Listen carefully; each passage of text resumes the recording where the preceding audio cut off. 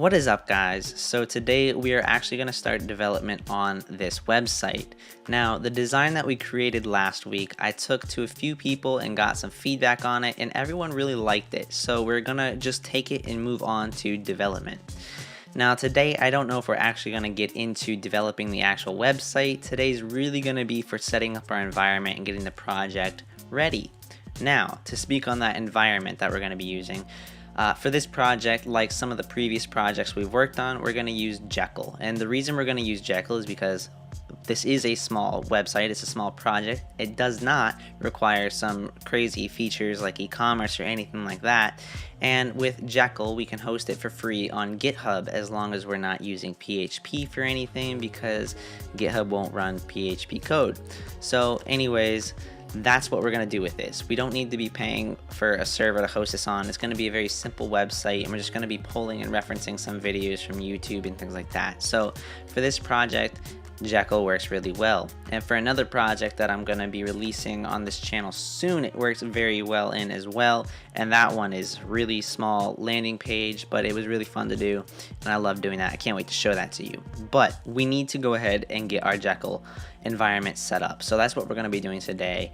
And then next week, I'm hoping to actually get started right into the code for this website and get as much done as possible. I'm hoping to get the majority of at least the HTML done in the next video. We'll see how that goes, though. I'm not going to make any promises because things can go they can get really long really quickly. So anyways, I want to keep this video pretty short this weekend and just try and get the project environment set up, and maybe I can give you a little bit more information on how to set up a project environment in Jekyll and how to customize it a little bit, because it is quite confusing, and a lot of videos out there that already exist use older versions of Jekyll, and it's just not very clear, and things don't translate very well from some older versions of Jekyll to the newer versions.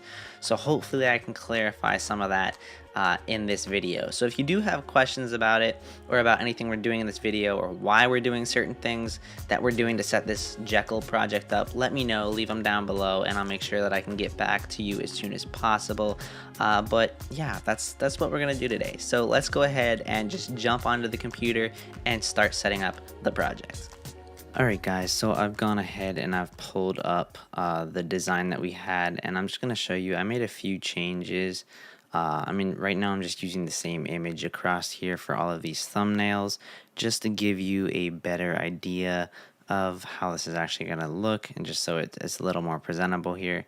But then I also went ahead and I slightly changed these colors just a little bit. So I kind of pushed a little bit of blues into the dark shadows, and I also pushed some blues into the whites up here. So we're using a nicer color temperature for those. But other than that, everything else is, I believe, exactly the same. So this is what we're going to develop. I've shown this to a few people actually, and like I said, they really did like this a lot. So I really like it as well, and I'm excited to get going on it. But before we can jump into just straight up developing this right away and getting the mobile done, the first thing we've got to do is we need to go ahead and we need to get the project environment set up. So we are going to be using Jekyll, and here I'll pull up a web page here, and let's go to the Jekyll website.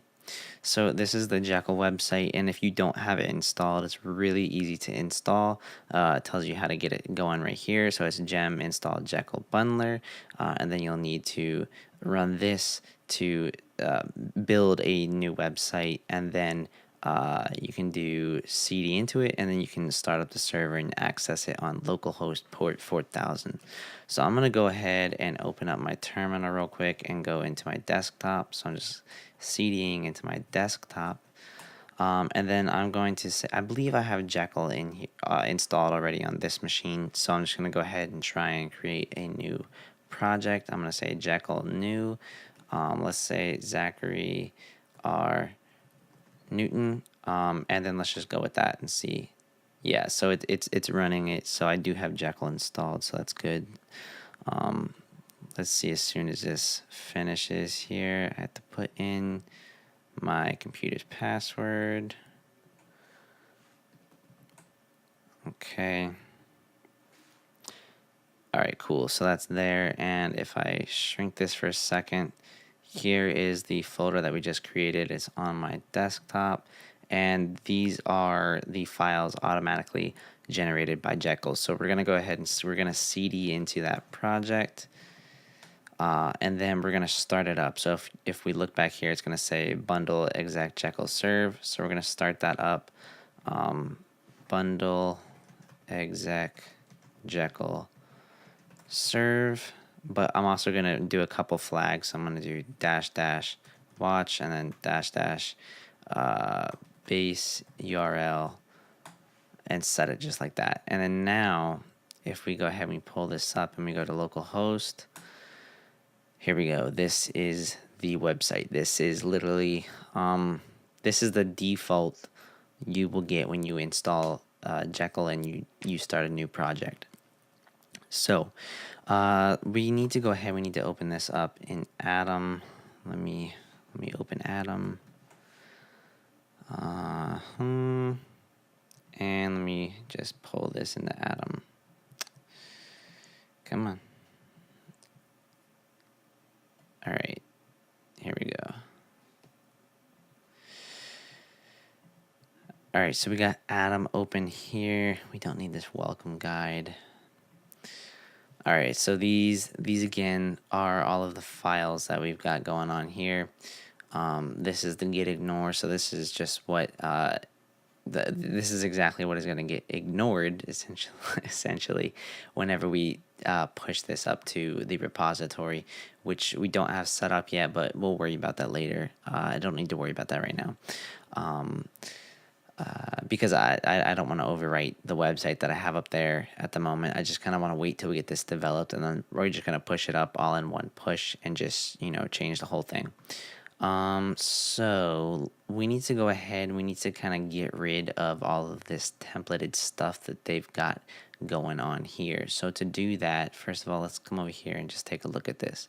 So this is the config.yaml file, and this is where a lot of the configuration is going to go for this website. So we can go ahead here and we can just make some of these changes before we do anything else. So I'm just going to say change the titles to Zachary R. Newton, because that's the name of the website, and then I'm going to put my email here. And I don't really care if you guys see this email, because this is the email y'all can reach me at on this channel if you have suggestions or any questions about anything. You can find this on, well, the current version of my website, which is not the one that we're working on right now. But anyways, it's there as well.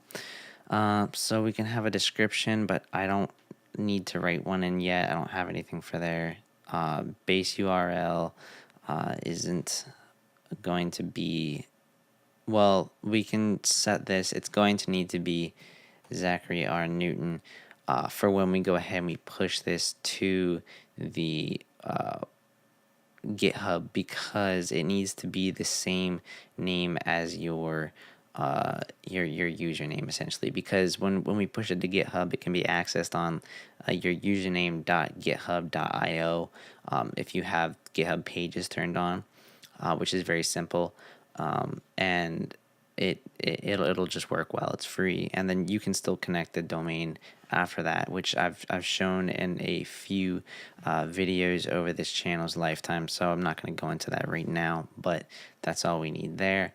And then we've got the URL. So I do know what the URL is going to be. The URL is going to be https://ZacharyRNewton.com. That is the actual URL that we are going to be using for this this website. And I'm going to go ahead, and I don't need any of this code. You guys can keep this if you need it and you want to, look back and see whatever information they're telling you there, but I don't really need that. I get this. I don't need it. I'm just going to leave the description blank, however, though. Well, I'll just say I need to write this description just so I don't forget. But anyways, I'm going to delete these comments, and then we've got, some other variables that are already here, and then we've also got some build settings. So we are going to change just a few things here. So first of all, I don't need the Twitter username and the GitHub username, not now at least. Maybe sometime in the far future I might reference those or need them, and in which case I will add them back here, but I wasn't going to use the exact way that they wrote them out anyways. So other than that, we need to change something in the build settings at the moment. We need to go ahead and change this theme. We're going to go ahead and just completely get rid of this theme. We do not need it right now. That's not something we need to worry about. It's just that theme is what you saw on that web page that I had just loaded. Actually, I'll pull that up again. This is that Minima theme. You can change. There are other Jekyll themes that you can use if you just want to use a theme, and they are pretty nice. I will admit I do like them, but this we don't want this. We need to we essentially just want to get this down to just a blank page with nothing on it, so that we can start from scratch and code this website. So now that we got all of those things changed, I'm going to go ahead and save this file. But now if we are on the web page and we refresh, you're going to see nothing changed. Even though we changed this, we deleted this, and we changed this as well. And the reason is we need to stop this server and restart it. So to stop it on a Mac, it's Control C, and I think on a PC it's Control C as well. But I don't use PC that often, so don't take my word for it. But anyways, it stopped, so I'm going to hit the up arrow and run the previous command again. And, we're going to start the server up, and then we're going to see all of these warnings here. But if we refresh this, there you go. You see it has changed. It's not using a theme anymore. Let's see what code there is. There isn't even any code, so great.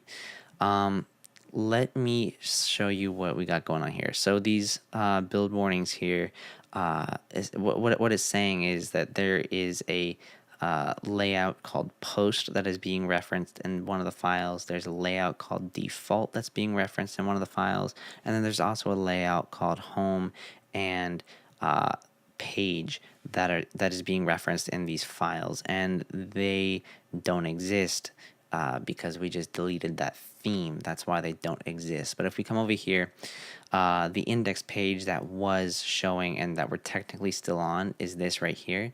And this is exactly what one of the things we need to change here. So first of all, you'll see that this is using the layout home, and that would be this right here. And then we also had, let's see, 404, that's just using the default layout, which we have here.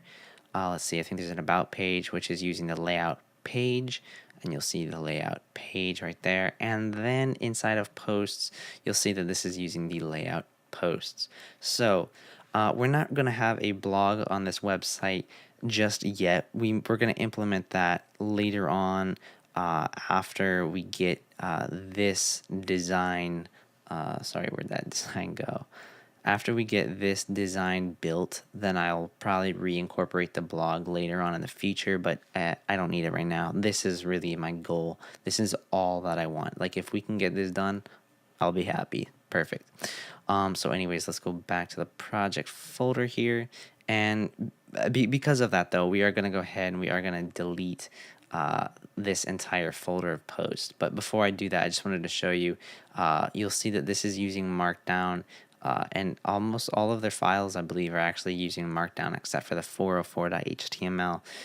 And that's one thing that's cool about Jekyll. You can use HTML or Markdown, and it will write it properly. So if you need to give, if you need to build a website for somebody who's not very aware of how to code or do anything like that, you can give this to them, and you can allow them to write posts for a blog in Markdown if that's simple enough. And actually, I think I'm gonna do a video on this in the future. There is there's kind of like a CMS for Jekyll websites that you can do that can make it easier to add posts and add other pages depending on how you get this set up. And it's really useful, I think. It's still being worked on quite a bit. but I've taken a look at it before, and if you set this up right, you could really easily give this project to somebody with that installed on it and allow them to, make a blog post in a format that feels more natural to them, as it'll have a UI and it's not just going to be them writing the code right on here. But anyways, we'll save that for another video. So let's go ahead and delete this post folder real quick. Delete that. All right. We can also go ahead and delete the 404 page. We do not need this. And then we can also go ahead and delete the about.markdown. We do not need that. And then here, let's see. Now you'll see that we're only getting this build warning layout home because this index page is calling for that layout home. So I'm going to delete this little bit of code right here. And I'm going to change this layout to default. And yes, I know default doesn't exist, but I'm just going to create it really quickly. That way we can clear this up. But before I create that, I want to change this markdown to HTML because that is what we are going to be writing in. All right, so that was changed. Let's go over here. And let's see, what do we got going on here? All right, so we need to go ahead and create a layout folder. So we're going to create a folder, and it's going to be underscore layouts, because any folder with an underscore is a Jekyll folder essentially, and that's just going to be parsed for Jekyll code and it's going to be put into the site folder. But anyways, we're going to add this folder right here, and then inside of this folder we are going to add a file, and we're going to call this file default.html. So in here we are going to go ahead and we're just going to write the doc type. So I believe it's HTML, just like that.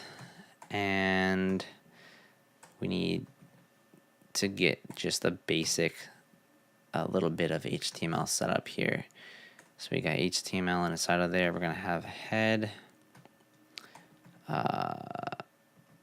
close it, and then after that we're going to have the body,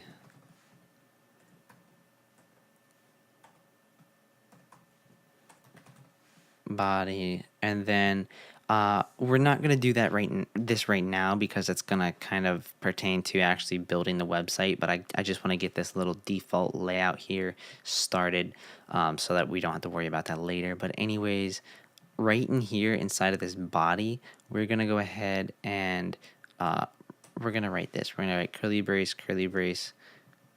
content, and then the two closing curly braces. And what this will do is any file like this HTML index file that we have that's referencing that default layout, whatever content we have written out on this page will show up within the body here. But what I was going to say a moment ago was the thing that we're not going to do right now is add includes. So when we get started on actually building this website out and working on it, we're going to go ahead and we're going to add a few includes here. So there's going to be an include inside of this head tag, and that include is going to be called head, and that is going to contain all the meta links, the style sheet links, the title for the website, any open graph tags that we're going to have. It's all going to be in that one file.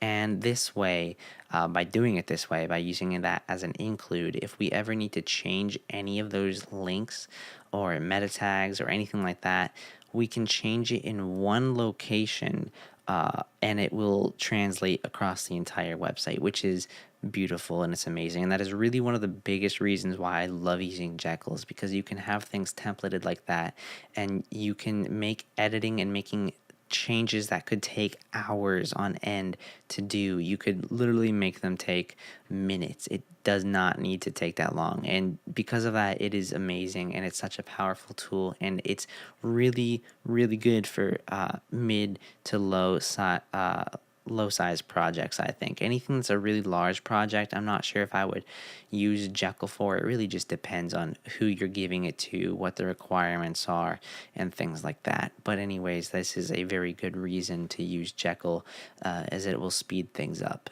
And you will see that as we go through this and we do build out more of the website. So we've got this going on here. I'm just going to go ahead and write in an h1 tag. I'm just going to say hello world and close this up. And let's go back over to the localhost port 4000 and refresh the page and see if this shows up. There we go. Now we're going to go ahead and we're just going to look at this code and make sure that it is inside of the body tag, inside of the HTML tag. There you go. Just how we wrote it. So we've got the doc type HTML, we've got our HTML head, body, and right there is hello world. But you see how it put it right inside of that body? That's why we wrote the curly brace content and then the two closing curly braces.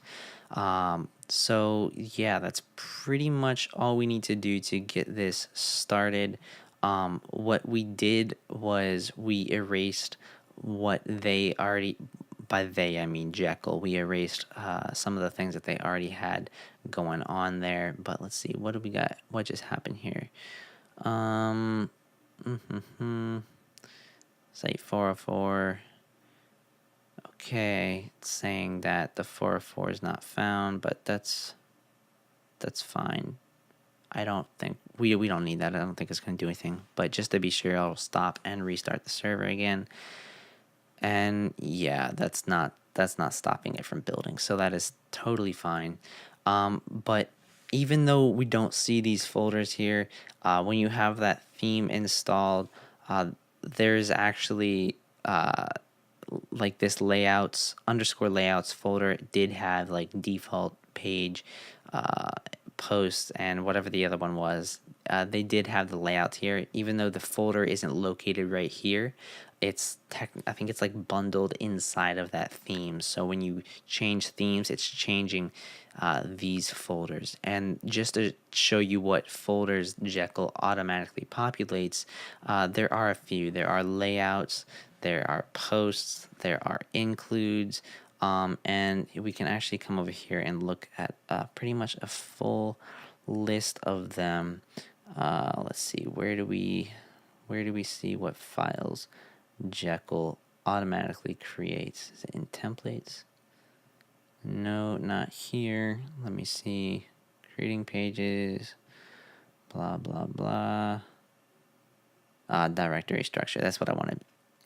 So you'll see there's _data, _drafts, includes, layouts, posts, Sass, and then site. And everything that actually goes in this site folder that gets compiled into here, this is actually what you would push to your server. So if you're not using GitHub to host your website and you're actually pushing what you build here to the server, everything that goes inside of this site folder is what you're actually going to put on your live server. So as you saw, we have this here.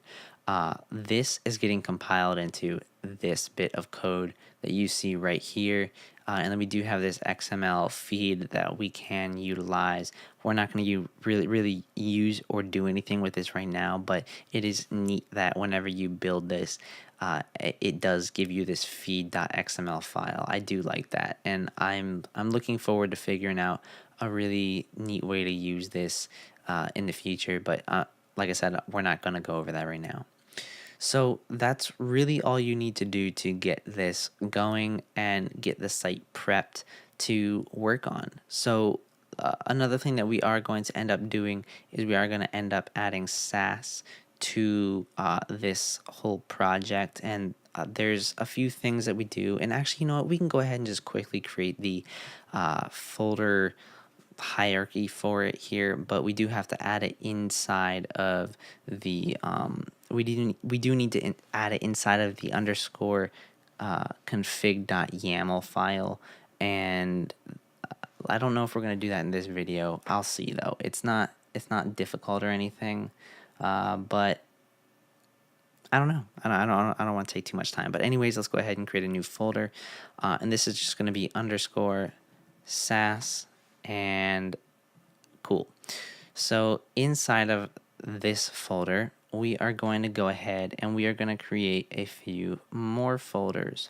So we are going to go ahead and we're going to create, it's going to be 0 dash base, and then we're gonna go ahead and we're also gonna add 1 dash modules, and then we're also gonna add 2 dash layouts.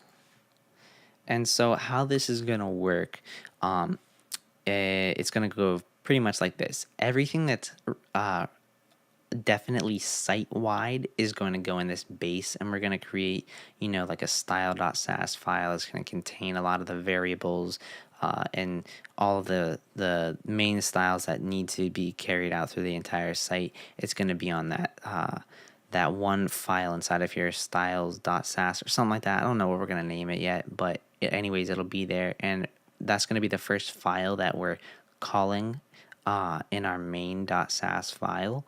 That will get compiled into our CSS. And the reason that one's going to be first is whatever variables we declare, that needs to be declared before we can use them in like every other situation you could ever imagine. And that way, when we are calling other things like, the fonts, that way it's just already declared there. So we are going to go ahead and add more files into these folders. We can actually go ahead and start on that now real quick. So I'm going to go ahead and add new file, and this first new file, it's going to be, let's just go dir base dot sass, and so that is just going to stand for directory base sass. And the next one over here is going to be very similar. It's going to be dir dash modules dot sass. Then over here we're also going to have dir dash layouts dot sass. Before I go on, I should also mention what is going to be in the modules and what's going to be in the layouts. So like I said, everything in base is pretty much going to be completely site-wide, but the kind of styles that are going to go in the modules are going to be styles that are like really specific to a piece of like UI on the website. So we're probably going to have a module for the navigation, and we might have a module for the footer or something like that. But then layouts is kind of the in-between of base and module. So layouts is going to pretty much be like, it's not really a global layout, but it's a large, I guess a large chunk of styling for a large piece of a user interface. I don't really know how to explain that. I know how I'm going to use it, and I'll show you as we work on this website. So before we can move on, we do have to add one more file inside of the actual _.sass file. And this, we're just going to go ahead and we're going to call this main.sass, just like that. And inside of here, we are going to need to import those other directory files that we added inside of these folders. So to do that, we're going to write @import. And then it's going to be the quotation marks, and then we're going to do the folder name. So we got 0 base / and then it's just the file name, not the file extension. So it's directory base, just like that. And then I'm going to copy this and paste it, and we're going to change these a little bit. So we've got 1 dash modules, and then this is going to be directory modules, just like that. And then down here, we are going to do 2 dash layouts, and then this is going to be directory dash layouts, just like that. So now we are importing those, and that's going to work just fine. Now, another thing we need to do is actually in the _config.yaml file, we do need to go ahead and add Sass. So luckily for us, Sass already works with Jekyll, so there's not anything crazy that we need to do, but we do want to tell it where to look for Sass, and then there is something else that we want to make it do for us. So we're going to come over here and we're going to write Sass colon, and then underneath there and tabbed in 1, it's just going to be Sass directory just like that. So it's just Sass underscore dir, and then we're going to point it to our underscore Sass folder. So that is where it is looking for all of the Sass. And then we also want to do this. I want to set this style to compressed. And so what that is going to do is whenever it compiles the Sass into CSS, it is going to compress the CSS for us. So it's going to be minimized. So we're going to stop the server, start the server, and now we need to go ahead and we're going to call well, we're in the same way that we included, sorry, where is it here? In the same way that we included these directory files here, we do need to include this into our actual, what will be our CSS file. So what we need to do here is we need to go ahead and we need to create a new folder at the root of our directory, and we're going to call this assets. And inside of here, we're going to add a few folders. One is going to be CSS. Another is going to be JavaScript, and I'm just naming it JS. And another one is going to be images, and that is just going to be IMG. So inside of this CSS folder, we're going to add a file, and that file we are going to name styles.sass, and you can really name this whatever you want. It does not matter, but anyways, that's what we're going to use. And right here, we are going to import that main file, but to do that, we need to add some front matter here. So it's just going to be dash dash dash and then dash dash dash, just like that. That way Jekyll will look at this file here and it will run through it and do whatever it needs to do. So here we are going to just go ahead and we're going to import our main styles. And the reason we don't need to add any directory folders or anything to this right here inside of the quotes is because Jekyll's already looking for anything that has to do with Sass inside of this folder right here. So that's all we needed to get to. And so I should explain really quickly before I end this video, because it is getting pretty long. I see I'm already at 30 minutes that I've been recording. When we have a folder in here that is not that does not have an underscore in front of it, what is going to happen is when Jekyll runs and it builds the website and it does everything it needs to do to all of these, any folders or, well, I'm not going to say files, any folders that do not have an underscore in front of it, it's literally going to take this folder exactly as it is and it's going to put it right into this site folder. So you see how this folder that does not have an underscore here is now here, and if we click on this, it's going to be exactly the same, except for the fact that these folders are not going to go into here because there's actually nothing in those folders yet. If there were files in there, it would be here as well. But if you remember this styles.sass that we had going on right here, if we look at this in the underscore.site folder, you'll see that it is now styles.css because we had Jekyll run through it and compile it into CSS. So that's really all that I needed to go over with and show you right now. Now that we've got that done, it's going to be really simple to go ahead and get editing this website and get it going, get it built. We've already got our index page, and I'm really excited for next week. I can't wait to get this site done, and we've got a lot of the complex stuff out of the way. Everything else from here should pretty much be smooth sailing, and it's just going to be, building the site as we see it on the design. So that's going to be it for this.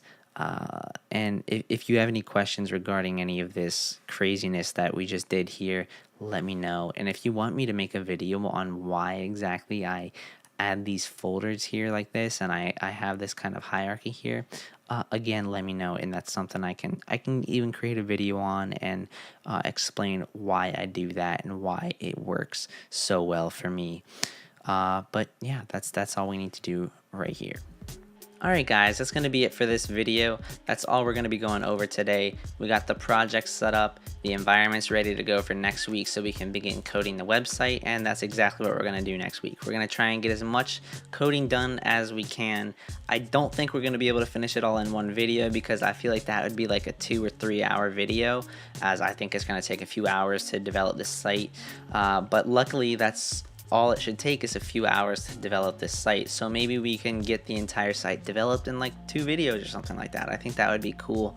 But if you guys want me to break it down and go into more detail about some of the things that we're going to be doing in the next videos while we're developing the website, let me know in this video down below, and I'll make it a little longer next week so that I explain as much as I can about everything that we're doing. But anyways, I think we got a lot accomplished today. We did exactly what we needed to do, so that is going to be it. So before I end this video, I mentioned, I think 2 videos ago, that you know, if you're like me and you're a developer or even a designer, you're probably gonna like coffee a lot. So if you do like coffee, head on over to Wells Coffee, and it's Wells Coffee. I'll leave the link in the description below. But anyways, if you want some really good coffee, go get some coffee from them. It's amazing. Now, this is not a sponsored video by them in any way, but I do really love their coffee and I recommend it 100%. But anyways, that's gonna be it for today. So if you like this video, give it a thumbs up. If it helped you, subscribe. And if you like the videos that I'm creating on this channel,